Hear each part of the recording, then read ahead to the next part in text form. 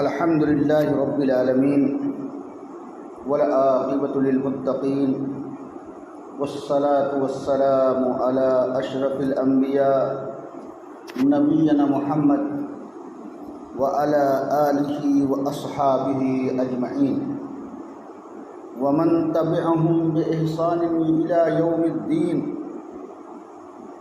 قال الله تعالى في القرآن المجيد والفرقان الحميد: أعوذ بالله من الشيطان الرجيم. بسم الله الرحمن الرحيم. يا أيها الذين آمنوا اتقوا الله وابتغوا إليه الوسيلة وجاهدوا في سبيله لعلكم تفلحون. محترم حاضرین، بزرگوں اور کلمہ توحید کے ماننے والوں، درس کا سلسلہ چل رہا ہے اور اس سے قبل کئی دروس آپ حضرات کے سامنے پیش کیا جا چکا ہے. آج انہی دروس میں سے ایک درس جس موضوع پر میں آپ لوگوں کے سامنے کچھ باتیں رکھوں گا، اس کا تعلق وسیلہ ہے. وسیلہ کا معنی اور اس کا مفہوم اگر لغت کی کتابوں میں تلاش کیا جائے، لغت کی کتابوں میں اسے جاننے کی کوشش کی جائے، تو وسیلہ سے مراد وہ چیز ہے جس کے ذریعہ کسی ذات تک رسائی یا قرب حاصل ہو سکتا ہو.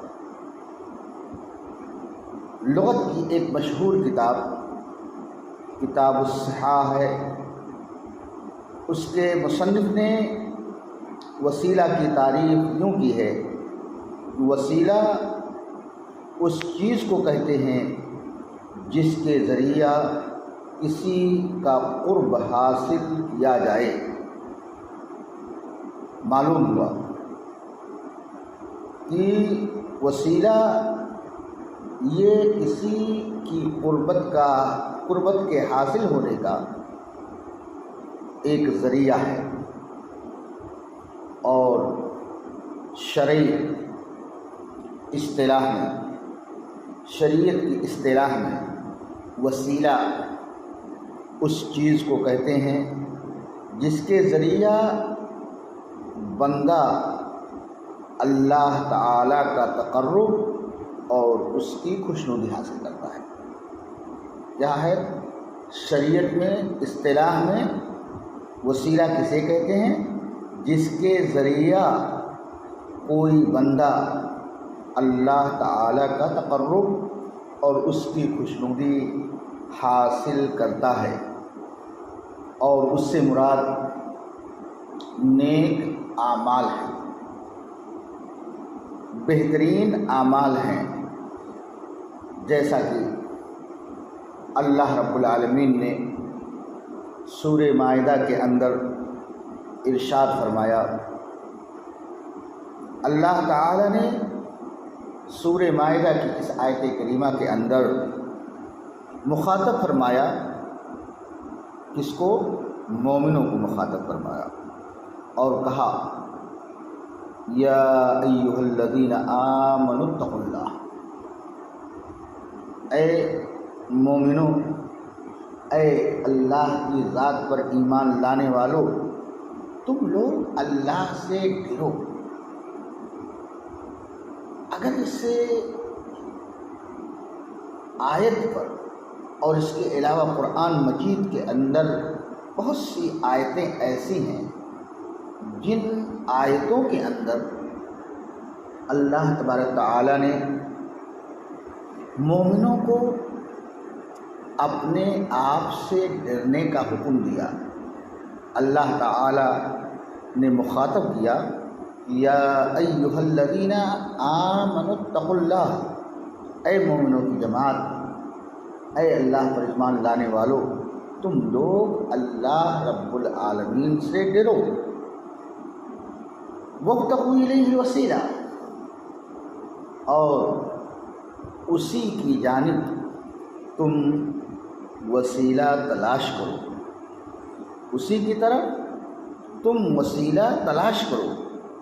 اور آگے اللہ رب العالمین نے فرمایا کہ وجاہدوا فی سبیلہ، اور تم اللہ کی راہ میں جہاد کرو تاکہ تم کامیاب ہو سکو۔ اس آیت کریمہ کے اندر اللہ رب العالمین نے مومن بندوں کو اللہ کی طرف وسیلہ تلاش کرنے کا حکم دیا ہے۔ اور اگر ہم تفسیر کی کتابوں میں اس وسیلے کی، جس کا ذکر اللہ رب العالمین نے آیت کریمہ کے اندر کیا ہے، اس کی تفسیر کی کتابوں میں دیکھیں تو جملہ مفسرین نے، بیشتر مفسرین نے آیت میں وسیلہ سے مراد نیک اعمال لیے ہیں، اور علامہ ابن کثیر رحمہ اللہ علیہ، ابن جریر طبری اور دیگر مفسرین کا اس بات پر اتفاق ہے کہ یہ آیت میں جس وسیلے کو تلاش کرنے کا حکم اللہ رب العالمین نے دے رکھا ہے وہ نیک اعمال ہیں۔ حضرات، تو اب تک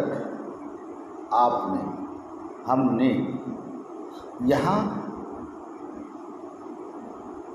وسیلہ کی لغوی تعریف، لغوی معنی اور شرعی اصطلاح میں کسے کہتے ہیں اس کی وضاحت کی گئی، اور اس کے بعد قرآن کریم کی وہ آیت آپ حضرات کے سامنے ذکر کی گئی جس آیت کریمہ کے اندر اللہ تبارک تعالی نے وسیلہ طلب کرنے کا حکم دیا ہے۔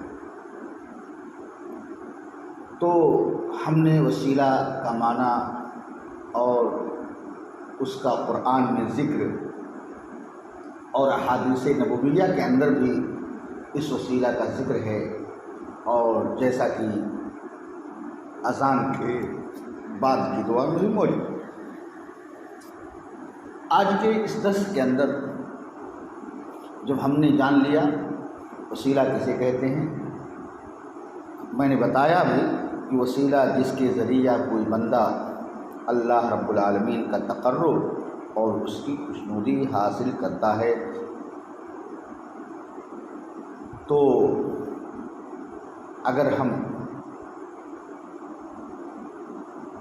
اس کے تفاصیل جاننا چاہتے ہیں تو علماء نے، ہمارے اسلاف نے وسیلہ کی دو قسمیں کی ہیں۔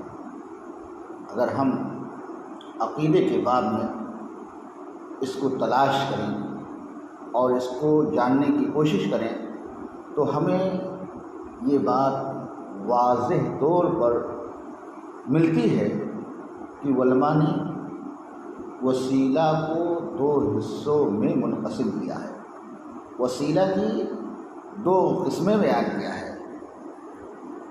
ان قسموں میں سے ایک قسم جائز وسیلہ ہے، جسے ایک مومن، ایک کلمہ گو اس وسیلے کو اللہ رب العالمین سے طلب کر سکتا ہے۔ اور جائز وسیلہ کی علماء نے 3 قسمیں یا 3 صورتیں علماء نے ذکر کی ہیں۔ جائز وسیلہ کی 3 صورتیں علماء نے عقیدے کی کتابوں میں ذکر فرمائی ہے۔ ان قسموں میں سے پہلی قسم یہ ہے کہ انسان اللہ رب العالمین کے اسماء اور اس کے صفات علیہ کا وسیلہ پیش کرے۔ وسیلہ جو جائز ہے اس کی پہلی قسم کیا ہوئی کہ انسان اللہ تعالی کے اسماء اور اس کی صفات علیہ کا وسیلہ پیش کرے۔ جیسے مثال کے طور پر انسان کہے یا اللہ تجھے تیری رحمت کا واسطہ ہمارے حال پر رحم فرما، یعنی اللہ رب العالمین رحمان اور رحیم ہے۔ بندہ کیا کہے یا اللہ تجھے تیری رحمت کا واسطہ ہمارے حال پر رحم فرما۔ تو اس طریقے سے انسان وسیلہ طلب کرے کہ اے اللہ ہم پریشان حال ہیں، ہم فلاں پریشانی سے دوچار ہیں، اے اللہ ہم تیرے اسماء حسنہ اور تیرے صفات علیہ کا وسیلہ پیش کرتے ہیں اور کہتے ہیں کہ اے بار الہ تو ہم پر رحم فرما۔ وسیلہ کی اس صورت کا ذکر سورہ اعراف کے اندر اللہ رب العالمین نے ذکر کیا ہے اور کہا ہے کہ وَلِلَّهِ الْأَسْمَاءُ الْحُسْنَى فَادْعُوهُ بِهَا۔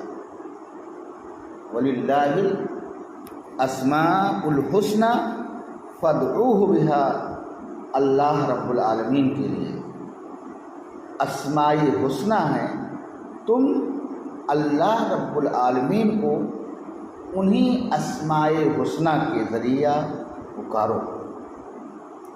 اللہ تعالیٰ کے بہت سارے اچھے اچھے نام ہیں، اس سے ان ناموں کے ساتھ دعا کیا کرو۔ یہ اللہ رب العالمین نے اپنے مومن بندوں کو اس بات کا حکم دیا۔ اس آیت کی تفسیر میں جو ابھی میں نے ذکر کیا وَلِلَّهِ الْأَسْمَاءُ الْحُسْنَى فَادْعُوهُ بِهَا، اس آیت کریمہ کی تفسیر میں علامہ قرطبی رحمہ اللہ علیہ فرماتے ہیں کہ فَادْعُوهُ بِهَا اے اطلبوا مِنْهُ بِأَسْمَائِهِ، تم اللہ رب العالمین سے اس کے اسماء کے ذریعہ مطالبہ کرو، اس کے اسماء کے ذریعہ پکارو اللہ کا، تم اسے اسماء حسنہ کے ساتھ پکارو، یعنی اس کے ناموں کے وسیلے مانگو۔ اسی طرح سے کہے انسان اے رحمان، اے رحیم، اے غفار، اے ستار، تو مجھ پر رحم فرما۔ یہ تھی جائز وسیلہ کی پہلی قسم۔ جائز وسیلہ کی جو دوسری قسم علماء نے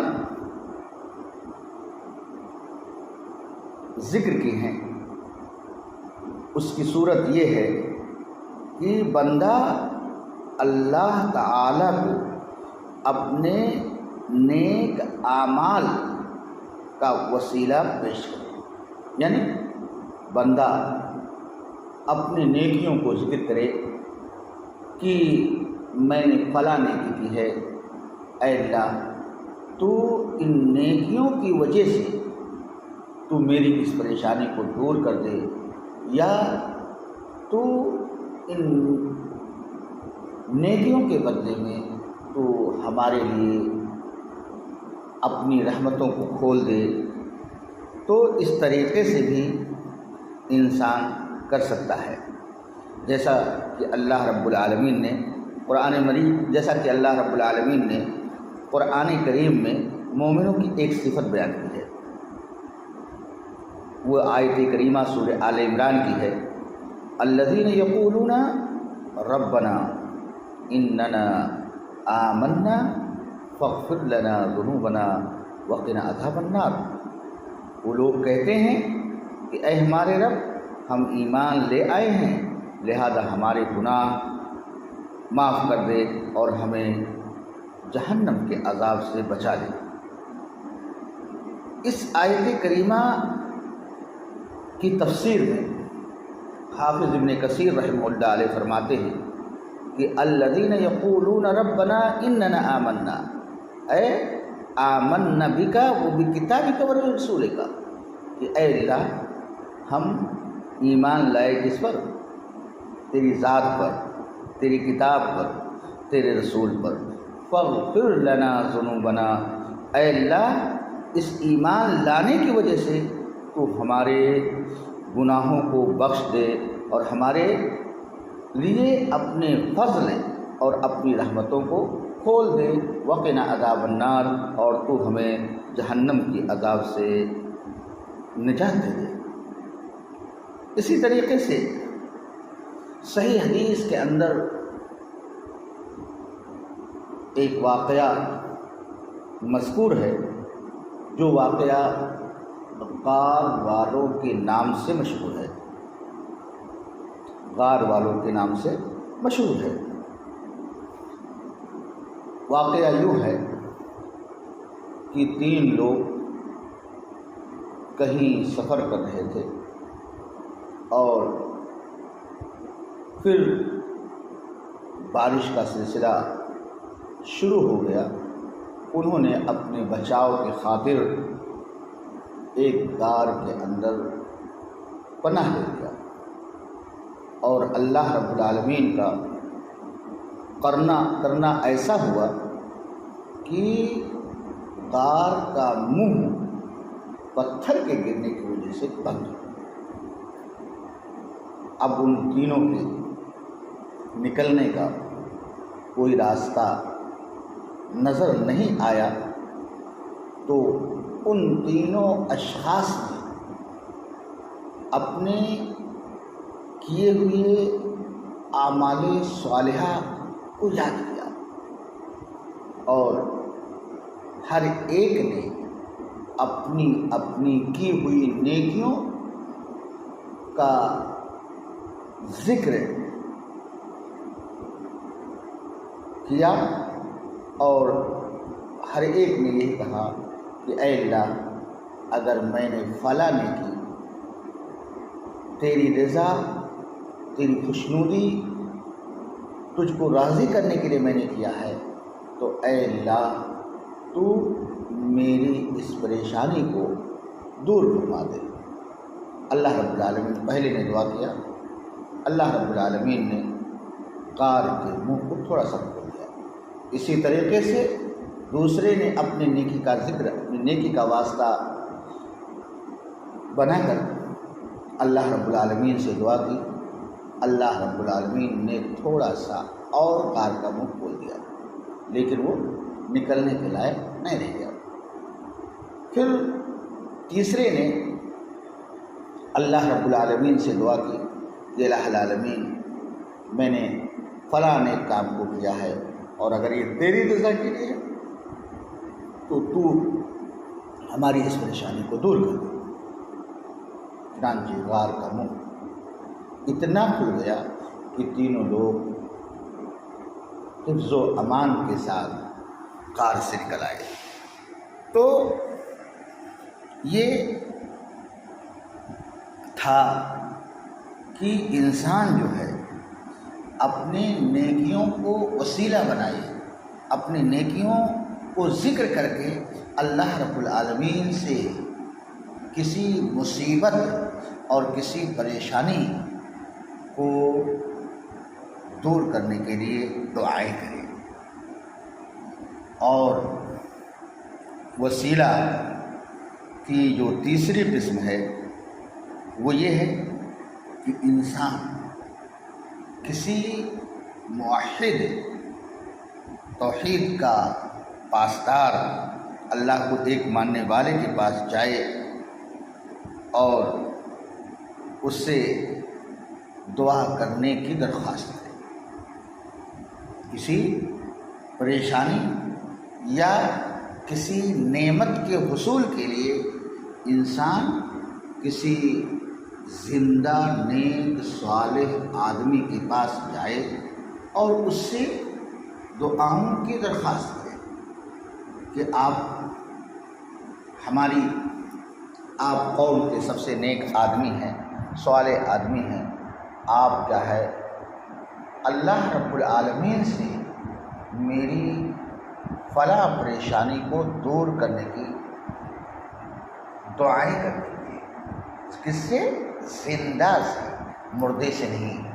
جیسا کہ بریلوی حضرات، صوفیہ، یہ لوگ مردوں سے مانگتے ہیں، لیکن ایسا کرنا شرعاً مشروع نہیں، جیسا کہ ابھی انشاءاللہ آخر میں آئے گا. اس موضوع کا جو آخری حصہ ہے تو وہ جائے زندہ صالح آدمی کے پاس اور اس سے دعا کی درخواست کریں کہ آپ دعا کریں. اس کی نظیر جو ہے حدیث کے اندر ملتی ہے. میں آپ لوگوں کے سامنے ذکر کرنا چاہتا ہوں.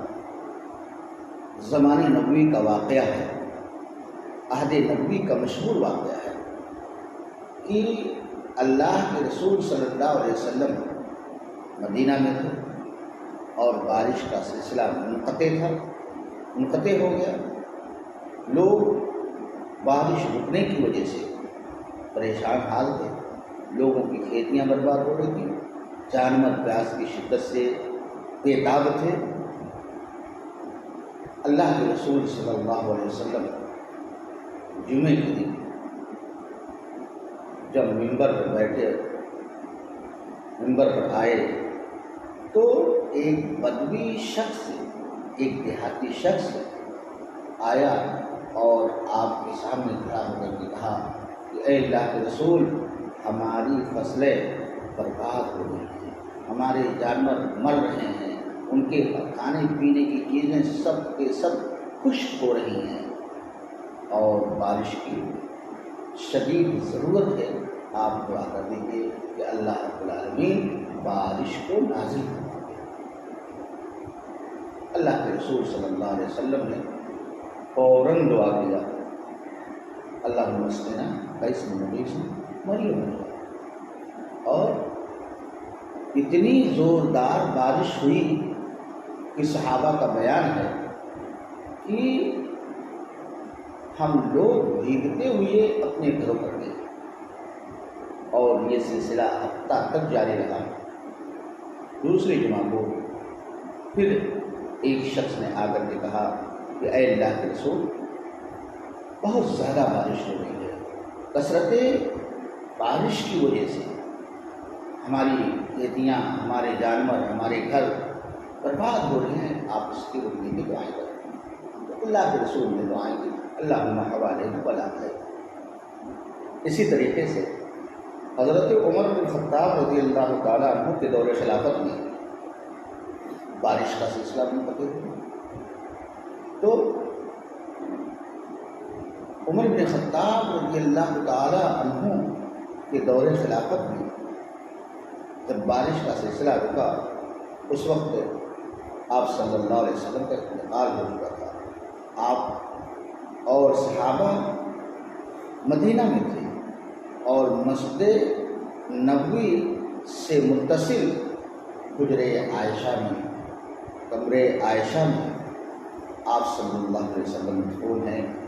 لیکن صحابہ اس پریشانی کی دور کرنے کے لیے آپ صلی اللہ علیہ وسلم کی قبر کے پاس نہیں گئے،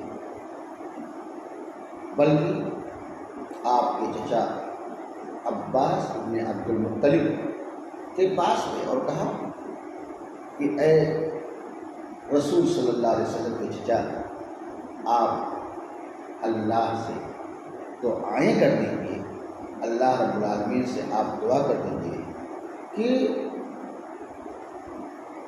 بارش ہو جائے، بارش کے لیے آپ دعا کیجیے۔ جب تک اللہ کے رسول زندہ تھے تو ہم اللہ کے رسول کے پاس آتے تھے، اور آپ رسول کے چچا ہیں اور آج اللہ کے رسول نہیں ہیں، اس لیے آپ تو یہاں صحابہ نے ان سے دعائیں کی، وہ شخص جو زندہ تھے اور قوم کے نیک اور صالح تھے، ان سے دعاؤں کی درخواست کی۔ تو یہ جائز وسیلہ تھی، 3 صورتیں ہیں جس کا ذکر کیا، اور جو دوسری قسم وسیلہ کی ہے وہ ناجائز وسیلہ ہے۔ جیسا جو وسیلہ پکڑنا کسی مسلمان کے لیے، کسی مومن کے لیے جائز نہیں، اس کی صورت یہ ہے کہ آپ کسی ولی، کسی مردے کی قبر کے پاس جائیں، اس کے آستانے پر جائیں اور کہیں کہ آپ بہت ہی نیک ہیں اور بہت ہی اچھائیاں آپ کے اندر تھیں، آپ میری اس پریشانی کو دور کر دیں، یا میری اس پریشانی کے دور کرنے کے لیے آپ دعائیں کریں۔ تو ایسا کرنا، اس طرح کا وسیلہ پکڑنا اور وہاں پر لے جا کر کے نظر و نیاز چڑھانا، مرغے ذبح کرنا، چادریں چڑھانا، پھول چڑھانا، اس طرح کی بدعات کا کرنا شرعاً حرام اور ناجائز ہے، اور اس سے ہم مسلمانوں کو پرہیز کرنا چاہیے۔ آج کے اس درس کے اندر بس میں انہی باتوں پر اکتفا کرتا ہوں۔ اللہ رب العالمین سے دعا کرتا ہوں کہ اللہ رب العالمین تو ہم تمام لوگوں کو کتاب و سنت کی کتاب سے گزارنے کی توفیق عطا فرما۔ الہ العالمین تو ہماری نیکیوں کو قبول فرما۔ الہ العالمین تو ہم سب کو نیک بنا اور نیک راستے پر چلنے کی توفیق عطا فرما۔ وآخر دعوانا ان الحمد للہ رب العالمین، وصلی اللہ علی نبینا محمد وعلی آلہ واصحابہ